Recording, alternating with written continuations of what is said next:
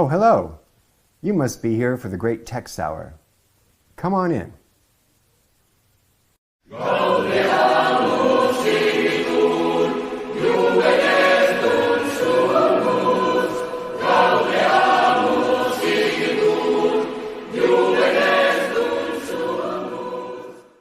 And welcome to this online edition of our course together.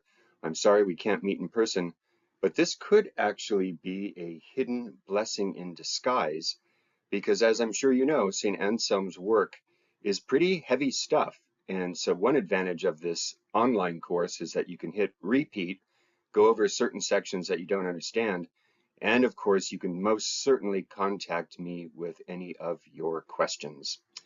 So today we're going to do three things. We're going to briefly tell you a little about St. Anselm, his life.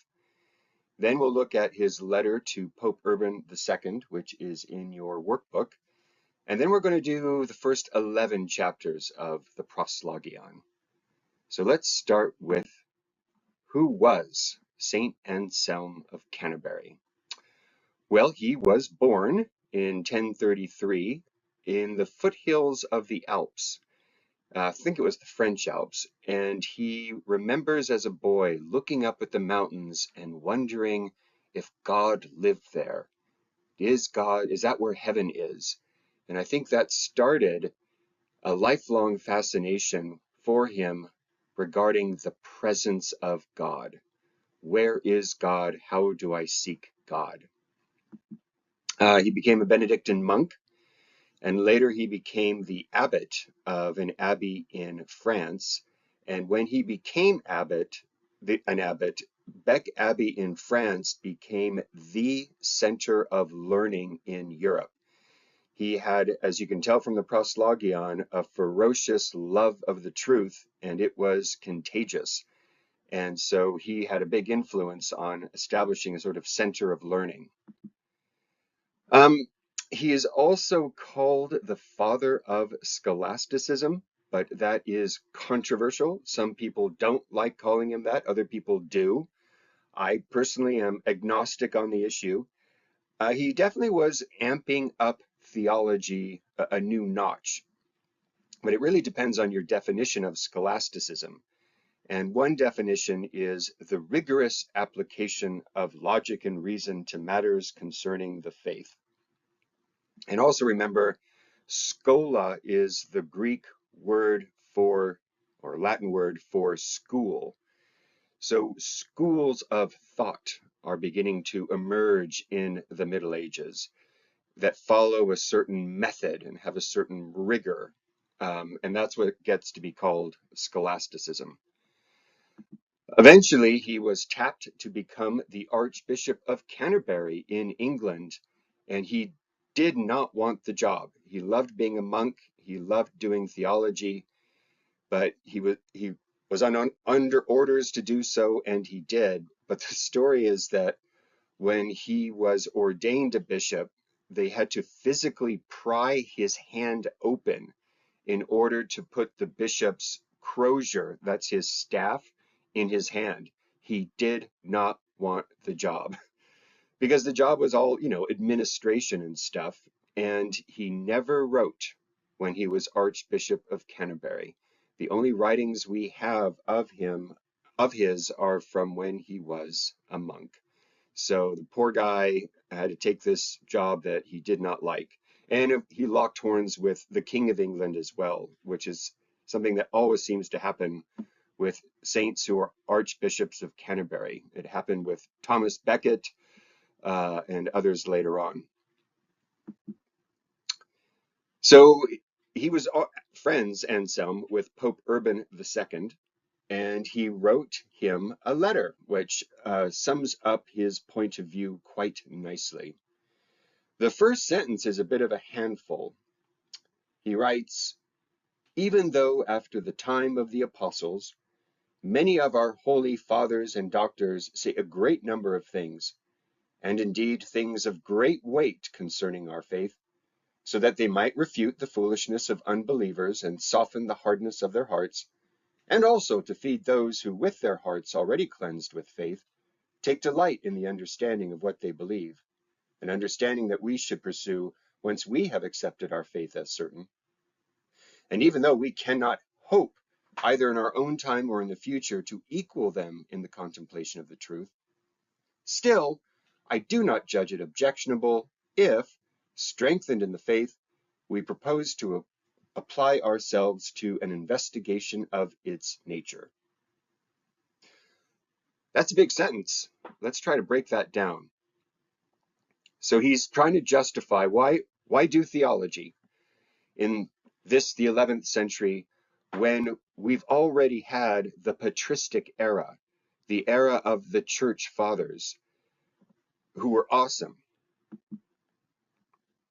So why study theology? After all, the church fathers were amazing, and we can never hope to surpass them. Pictured are St. Jerome with his lion. He pulled a thorn out of a lion's paw and they became buddies. St. Augustine is in the top left corner, and three great Eastern Greek church fathers are in the right. I think it's St. Basil, St. Gregory of Nyssa. Who's the third? Oh, St. John Chrysostom. Well, there were dozens, if not hundreds, of church fathers. There were also a couple of church mothers, but they're usually called church fathers. And they left this enormous inheritance. These were men and women, incidentally, who lived after the time of the apostles, after the writing of the Bible. Some people, when they hear the word church fathers, think of like Abraham or Isaac. No, it's St. Augustine. It's the first generations of Christians who inherited the biblical faith. So they were amazing, and we can never surpass them. Anselm was saying, I am nothing compared to Augustine. Augustine is a giant. So why do I even bother? Well, first of all, let's figure out what they did. The church fathers wrote for two reasons, Anselm says. One is to refute unbelievers, which at the time were, the Greeks and Roman pagans. And the second reason was to nourish believers, to encourage in them an understanding of the faith. So that's why they wrote. Why would Anselm write? Because he's living in a different time. He doesn't have pagans, for example, to refute. Why is he going to write? Well, he says, number one, even though the church fathers and doctors were amazing, they were human, and they did not say all that can be said. St. Augustine lived to the ripe old age at the time of 76. He wrote over 120 books. If he had lived another 10 years, he may have written 130 books, and then he would have had more to say. But he didn't. So not everything has been said. And even if Augustine had lived forever, the simple truth of the matter is, truth cannot be exhausted by mortal men. There is always something left to discover. And that's true of our faith as well. Number three, Christ continues to pour forth his grace onto his church. Now, that doesn't mean he changes the message. It doesn't mean that he adds new information. The fullness of God's revelation was the person of Jesus Christ. So it's not like new doctrines can be invented. But Christ gives us the grace to continually search for him, to continually learn from him. And so Christ wants us to be actively involved in seeking the truth. Number four, why does Anselm want to do theology? The Bible tells me to. There is a Septuagint translation of Isaiah 7:9. Unless you shall have believed, you shall not understand. And so, of course, the idea is you should believe, and then in believing, you should seek understanding. And the fifth reason is perhaps the most fascinating. For Anselm, theology is a step closer to the beatific vision. What, you ask, is the beatific vision? It is what we will experience in heaven. St. Paul says, We will no longer see through a glass darkly, but we will see God as he is face to face. So in other words, our experience in heaven is going to be a vision of God. And that vision will be beatific. That vision will induce bliss. It will be the highest high that a human being can experience. To see God as he is the ultimate bliss. That's what is meant by that phrase, beatific vision. And Anselm is saying theology, even though it's hard and whatnot, inches you closer to that beatific vision because theology gives you a glimpse of God. And any glimpse of God, no matter how little, brings bliss, brings delight. Our, our minds are restless until they rest in God. So that's a bold claim, but a very interesting one. Basically, the model that Anselm is giving us here is expressed nicely in a metaphor by a contemporary of his and has been used many times by many other authors since. We are dwarves standing on the shoulders of giants. This quote from John of Salisbury, a dwarf standing on the shoulders of a giant may see farther than a giant himself. Anselm is saying, look, I'm a dwarf. Augustine is a giant. I'll never, ever surpass him in brilliance or whatnot. But I can benefit from his insights. I can climb on his shoulders, and maybe, just maybe, I can see a little bit farther than he did. So that really sums up the medieval spirit. They totally respected their ancestors.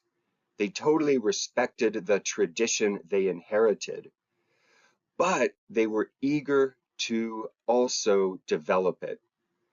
That is a very different attitude than the early modern attitude. The early modern attitude was the only way we're going to make progress is by repudiating the past. The only way we're going to make progress is rejecting the past as dark and backwards and superstitious. The medievals were every bit as interested in progress and development, but they did so in continuity with the past. That's a big difference, I think, between the medievals and the moderns. And Anselm really embodies that spirit. And Anselm is famous for the phrase, faith seeking understanding. That is his definition of theology. And we see that very clearly expressed in this letter to Pope Urban. Fides quaerens intellectum, and that also happens to be the motto of the Baylor Honors Residential College. All right, let us turn now to his Proslogion, which is a very interesting work. We're not going to cover the whole thing, but we'll get a gist of the first few chapters. Here in the Great Text Program, we always begin our investigation of a work by identifying its genre, because that's important. Many different kinds of genres can communicate truths, but they don't communicate them in the same way. A chemistry textbook and a book of poetry both communicate truth. I believe that, at least if the poet's a good guy.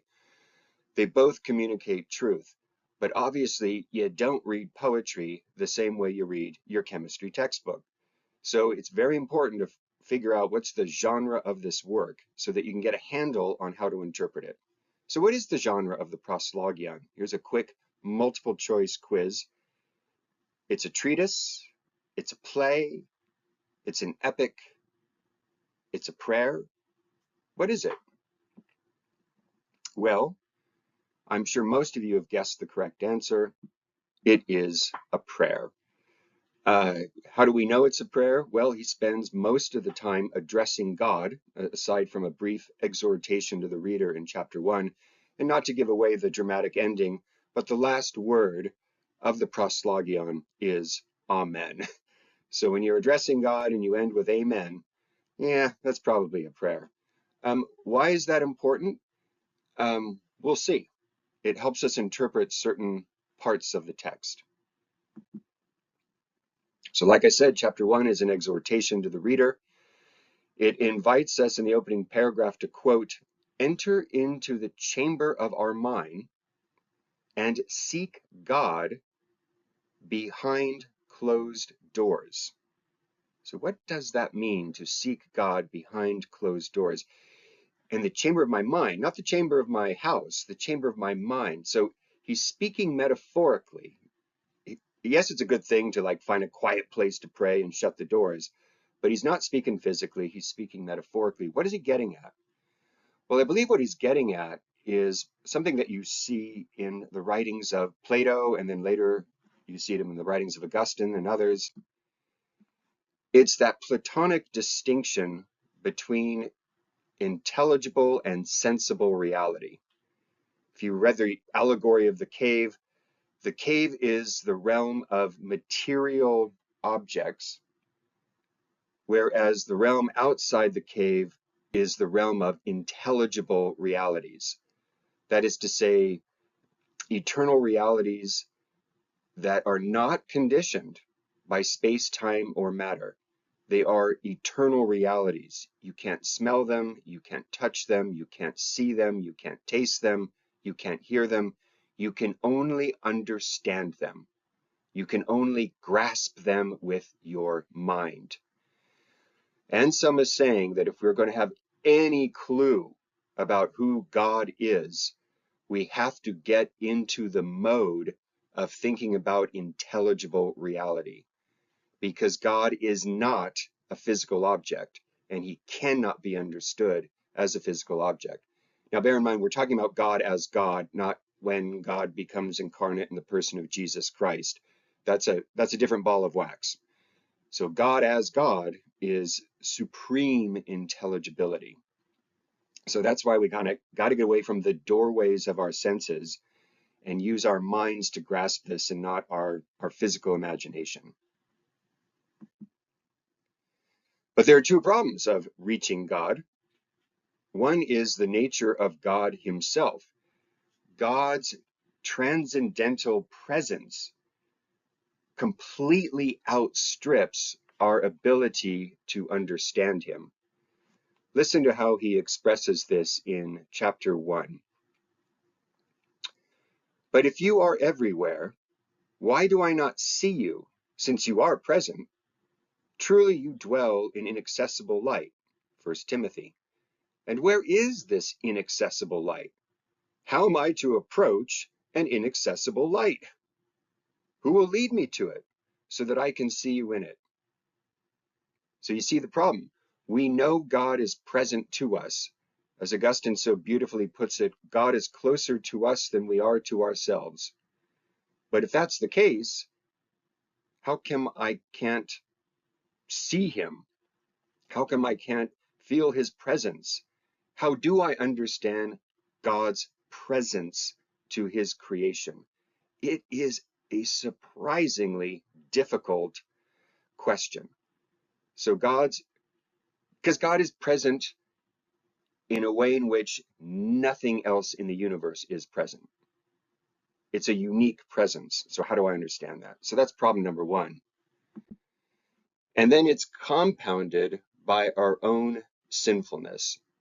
Our minds are weak enough, but then when you add a mind poisoned by sin, it becomes even weaker. And Anselm writes eloquently about the fall of Adam and how much we have lost as a result of original sin. One of my favorite lines from that section: "I was heading for God, but stumbled over myself." So gosh, well, that's depressing. Might as well give up, right? What's the solution? Anselm says, don't give up. Pray. Pray like the Dickens. Pray for an understanding of faith. "Teach me how to seek you, and show yourself to me when I seek. For I cannot seek you unless you teach me how, and I cannot find you unless you show yourself to me. Let me seek you in desiring you. Let me desire you in seeking you. Let me find you in loving you. Let me love you in finding you. For I do not seek to understand in order to believe. I believe in order to understand. There's that fides quaerens intellectum. For I also believe that, unless I believe, I shall not understand.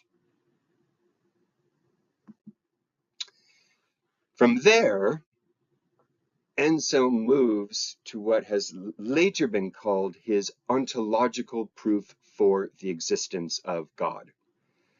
Now, I put that in quotes because that term for this proof was not invented until several hundred years later by a guy named Immanuel Kant. Kant said there are two different kinds of proofs for the existence of God: ontological proofs and cosmological proofs. Ontological simply means a proof that is based on God's being. That's ontos. And then a cosmological proof is a proof based on features of the cosmos. And it's not a bad distinction, but it is interesting to answer the question whether this is a proof at all. Remember, this is a prayer. This is not a logic treatise. Did Anselm really think that this proof would be a cure-all for all atheism? Like every atheist who reads this proof will have to believe that God exists. Is it an atheistic cure-all, or is this a spiritual exercise? Is it part of his goal of faith seeking understanding? A lot of philosophy courses will simply take this text, rip it out of its context, and then analyze it. That's not necessarily a bad idea, but I do think it's more fruitful to read it in its original context. One thing is certain, though, he does use logic in this so-called proof. He uses a syllogism. A syllogism is the basic building block of logic. And note the significance of this. In order to seek an understanding of his faith, Anselm does not check his brain at the door. He's going to use his reason, illumined by faith, to seek understanding. And that means using tools that reason has at its disposal, such as the syllogism. So what is a syllogism? There are different kinds, but the most basic is one that consists of a major premise, a minor premise, and a conclusion.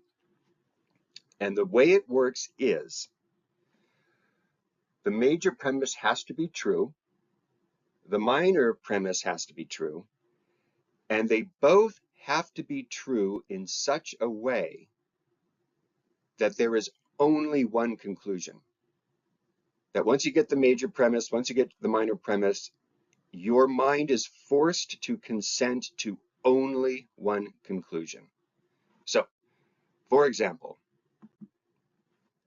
if the major premise is all men are mortal, and the minor premise is Socrates is a man, then what's the conclusion? That's right. Socrates is mortal. Notice that's the only conclusion you can draw from the two premises. If you said Socrates is short, that may be a true statement, but notice you can't derive it from the two premises. You can only derive the one conclusion: Socrates is mortal. So Anselm uses this for his own proof. And his proof is more complicated than this, but this is my way of kind of simplifying it. For Anselm, the major premise is God is that than which nothing greater can be thought. God is that than which nothing greater can be thought. That's the major premise. The minor premise is that than which nothing greater can be thought in reality is greater than that which than which nothing can be thought in the mind only. Because this is true of everything. If I'm picturing, I don't know, the perfect automobile in my mind, the only thing better would be to have that perfect automobile in reality. Or, an artist has an image in his mind, and the one thing that would be better is if that were perfectly instantiated in reality. Real things are greater than mere mental constructs. Therefore, God exists. I will pause to let you soak that up.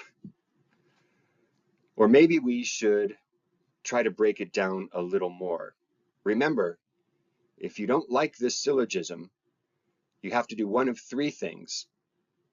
You have to prove the major premise is wrong, or prove the minor premise is wrong, or prove that God exists is the one necessary, disprove that the conclusion God exists is the one necessary conclusion. So let's walk through this. Is the major premise true? God is that than which nothing greater can be thought. Well, admittedly, this is a very Christian definition of God, although I think Jews and Muslims would agree as well. So is that a weakness? Well, I guess you could say in Anselm's favor, even with polytheistic religions, like think of the Greeks or the Romans, the one thing that all languages have in common is that the word God always signifies something at the very, very top. There's nothing greater than the gods. Well, maybe there are the fates in Greek religion, but we need to get into that. But the point is the word God usually signifies the entity at the top of the food chain. So in that respect, Anselm may have a somewhat valid universal definition. God is that than which nothing greater can be thought. He's at the very, very, very, very top. What about the minor premise? Let's think of the basic idea. Things in reality are greater than the same thing merely as a mental construct. I think that's true. Maybe you can think of counterexamples, but I can't. Mental constructs are great, but reality is greater than mere mental constructs. And if God is that than which nothing greater can be thought, that means he's the greatest. And so that means he has to exist, because if he only existed in the mind, he wouldn't be the greatest, because to be the greatest is to exist in reality. So this is a necessary conclusion from the major premise. If the major premise is true, that he is the greatest, and if the minor premise is true, that reality is greater than mental constructs, then God has to exist. That, at least, is the argument. But there is an objection, and this objection was even raised during Anselm's own time. That's why our little booklet of the Proslogion contains a criticism by Gaunilo with a reply by Anselm. Gaunilo's objection has come to be known as the unicorn objection. The idea is, well, if this proof works, can't I use this to prove the existence of unicorns? Let's say I picture in my mind a super unicorn, the best unicorn that you could possibly think of. And because he's the best possible unicorn you can possibly think of, and because a super unicorn in reality would be greater than a super unicorn in the mind only, Therefore, the super unicorn exists. Therefore, unicorns exist. How does Anselm answer this objection? Well, he answers it in chapter 3 by making a very important distinction. The distinction is between necessary being or contingent or possible being. Necessary being is being that has to exist. Contingent or possible being is being that does exist, but doesn't have to.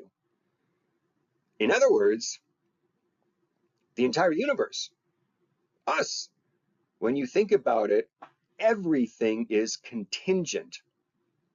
Everything doesn't necessarily have to exist. Our galaxy, other galaxies, our planet, ourselves, it does exist, but it doesn't have to. The only thing that has to exist is the thing that gets the ball rolling for everything else. And that we call God. Anselm writes, God exists so truly that he cannot be thought not to exist. Whereas everything else, except for God alone, can be thought not to exist. Everything else is contingent being. Only God is necessary being. How do we know only God is necessary being? Because necessary being is greater than contingent being, and God is that than which nothing greater can be thought. So Anselm's basic reply to the unicorn objection is that this proof only works for necessary being, and the only one who qualifies for that is God and not a unicorn.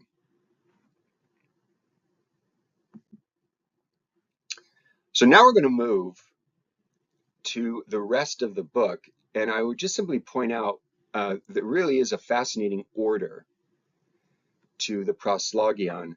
Chapter 2 gives us this crucial definition of God as that than which nothing greater can be thought. And basically the rest of the book teases out the implications of that definition. And I just gave you an example of that from chapter 3. If God is that than which nothing greater can be thought, and if necessary being is greater than contingent being, then we know that God is necessary being.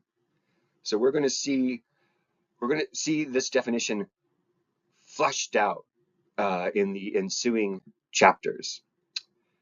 For example, he addresses the verse in the Psalms, "The fool hath said in his heart that there is no God," by pointing out that the problem with the fool is that he understands the concept God, but he really doesn't fully understand it.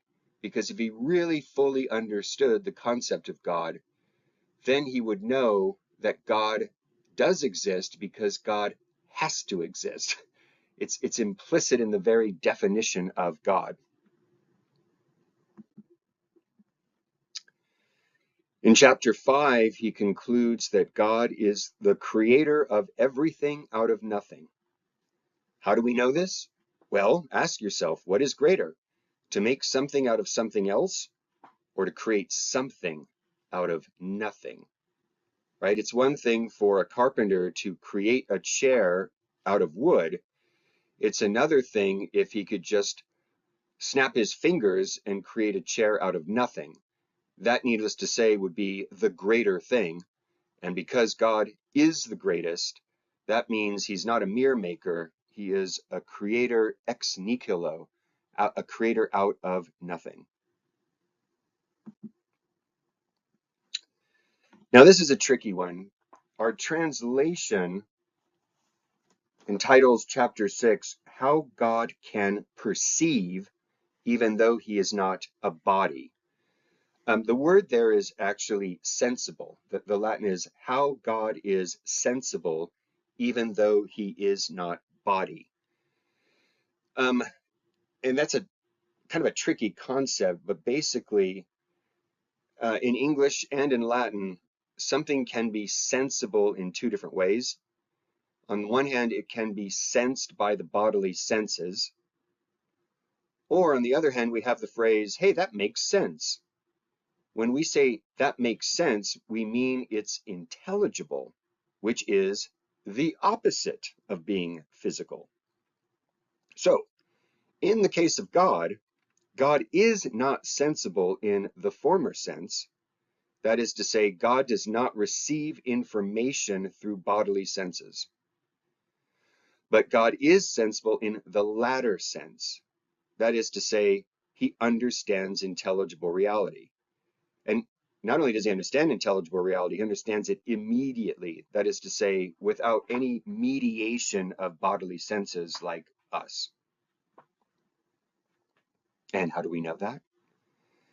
Because the intelligible is greater than the sensible. And God is that than which nothing greater can be thought. Chapter 7 is a very interesting one. God is all-powerful. That's the meaning of omnipotent, which means he cannot do many things. Huh? I thought if you were all-powerful, you could do everything.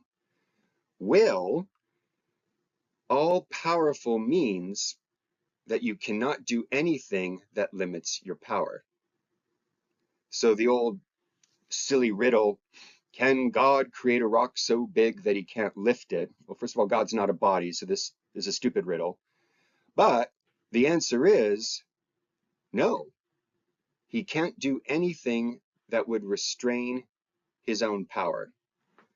Now, that may sound like a limitation, but it's actually the opposite. This is not a restraint on his power, but a guarantee of it. The closest analogy I can give you is the British Parliament, the House of Commons. Unlike our democracy, which has a written constitution and an elaborate system of checks and balances, British democracy does not. It does not have elaborate rules for the House of Commons. There is only one rule for the House of Commons. There's only one law that they cannot pass, and it is a law that would dissolve Parliament. Parliament can pass any law that it wants because it doesn't have the same kind of Supreme Court looking over their shoulders. It doesn't have a constitution. It can pass any law that it wants, except a law that would dissolve it. Ladies and gentlemen, that is not a limit on the House of Commons power. That is a guarantee. So although it pains me as an Irishman to say this, the closest analogy to God's omnipotence is the British Parliament. Chapters 8 through 11 are particularly fascinating, and they all involve a distinction between what in philosophy is called the quoad nous versus the quoad se. Reality can exist in two different modes. The quoad se is what the thing is in itself. The quoad nous is what the thing is in relation to us. So let me give you a couple of examples. I wake up in the morning, I see the sun in the eastern horizon. Throughout the course of the day, I see it move across the sky. At the end of the day, I see it sink in the western horizon. And all the time, I do not feel the earth move beneath my feet. Quoad nous, the earth is still and the sun is moving. In relationship to my senses, that is what I perceive. And that's an authentic perception. Notice if I didn't see it that way, there'd be something wrong with my senses. But of course, quoad se, we know it's the opposite. We know that the earth is moving and the sun is stationary. Quoad nous, when I look at an oar in the water, it looks bent. If you look closely at that photo, you can see it looks like it's crooked where it hits the surface of the water. But of course, quod se, I know that the ore is not bent, that this is an optical illusion. Again, it's not necessarily a bad thing that there's this difference between the quod nos and the quod se. For example, if I didn't see the bent ore in the water, if mankind never saw the bent ore in the water, he never would have discovered the laws of refraction. So even though there's a difference, the quod nos isn't necessarily deceptive, is what I'm trying to say. And also, it's not just mere optical illusions. The quod nos is real, but the weird thing is, it's only real in relation to other things. For example, the average definition of a dog quod nos is, shaggy, barky, smelly, looks a certain way with its snout and ears. Notice all of these descriptions of a dog involve one of my 5 bodily senses. I see it look this way, I hear it sound this way, it feels this way, it smells this way, etc. But the scientific definition of a dog, the dog quod se, is simply Canis lupus familiaris.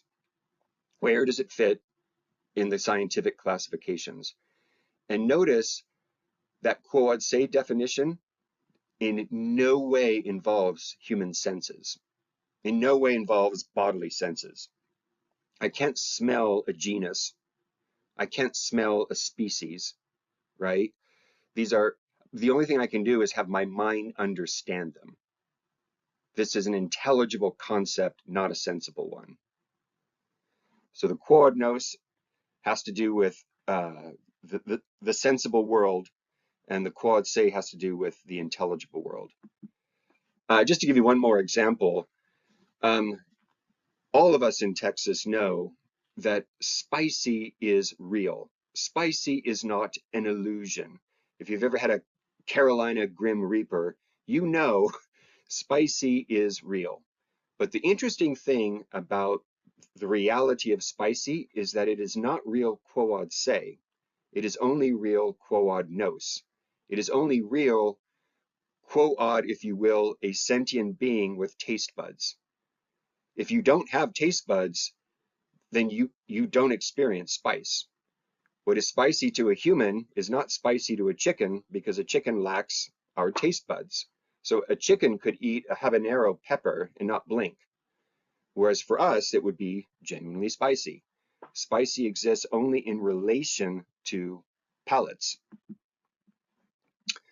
I'll give you a final example and then we'll return to Anselm. Here's another quod nos versus quod se. Put your hand on a desk or table and then put another hand on a book. Which is colder? Now, assuming you're at a normal table and putting your hand on a normal book, you're probably going to say that the table or desk is colder than the paper book. That is indeed how it feels, and your senses are not deceiving you, they're doing what they're supposed to do.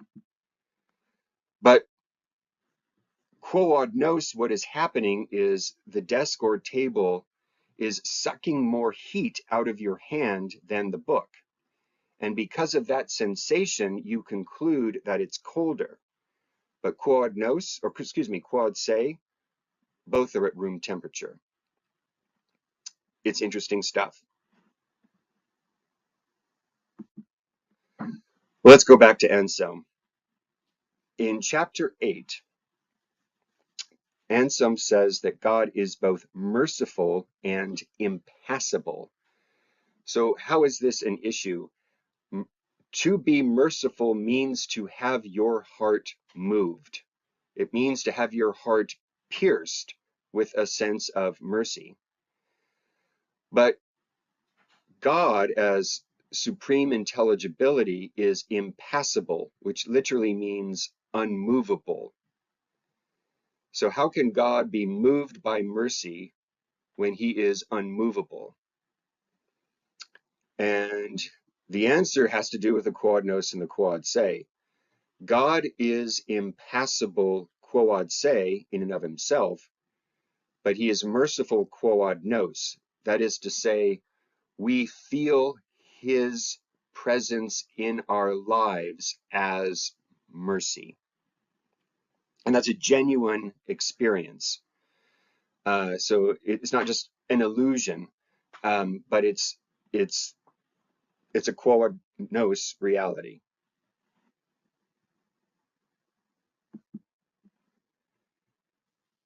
And then in chapters 9 through 11, we get a very interesting discussion about God's relationship to the wicked. Because we live in a world where we see sometimes the wicked getting away with stuff. And then we also live in a world in which we see the wicked getting exactly what they deserve. So God is just, but how do we account for these indiscrepancies? So he first points out in chapter 9 that God's sparing the wicked and having mercy on them is not necessarily opposed to his justice. Indeed, it can be seen as an extension of it, a higher form of justice, if you will. That is to say, being both just and merciful is greater than just being just. And then in chapter 10, he suggests that God's punishing the wicked is just, and it's just both quod nos and quod se, but God's sparing the wicked is just quod se, quod God. In other words, God can see how sparing the wicked is just, and it's compatible with his justice, but we can't. And as he notes in chapter 11, it is difficult to understand why he spares the wicked, and it's impossible to understand why he picks some wicked people and not others to spare. We will never know the mystery of the elect and the damned. That is you're never going to get that one, this side of the grave at least. But we do know that when God punishes and when he spares, he is just quod se. So, very interesting distinction, the quod nos and the quod se. It's useful for all modes of reality and not just theology. And Anselm uses it a great deal. And that is it. That was a lot. And I spoke rather quickly, but of course you can always go back and rehearse it. And if you have any questions, please let me know. Take care.